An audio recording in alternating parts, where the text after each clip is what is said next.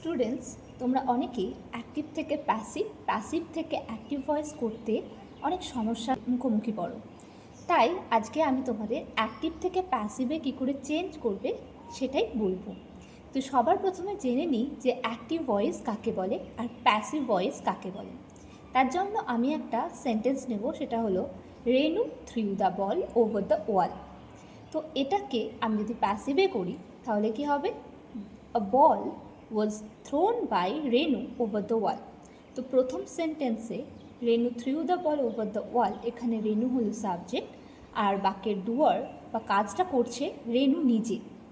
তো এটা হলো অ্যাক্টিভ ভয়েস। আর প্যাসিভে দেখো, ভালো করে লক্ষ্য করো যে বলটা এখানে সাবজেক্ট, কিন্তু বলটার ওপরে কাজটা করা হচ্ছে, মানে কাজের গ্রহীতা হলো বল, আর যে কাজের ডুয়ার রেনু সেখানে কিন্তু ফোকাস করা হচ্ছে না।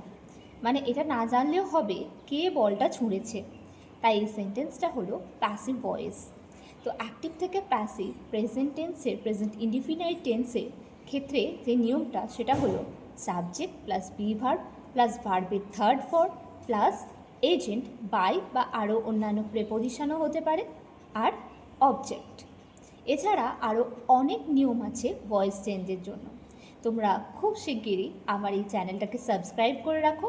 আমি খুব তাড়াতাড়ি এই নিয়ে একটা বড় ভিডিও পোস্ট করতে চলেছি। তো এখন যেতে যেতে এই ভয়েস চেঞ্জটার আনসার করে দাও কমেন্টে। বাই।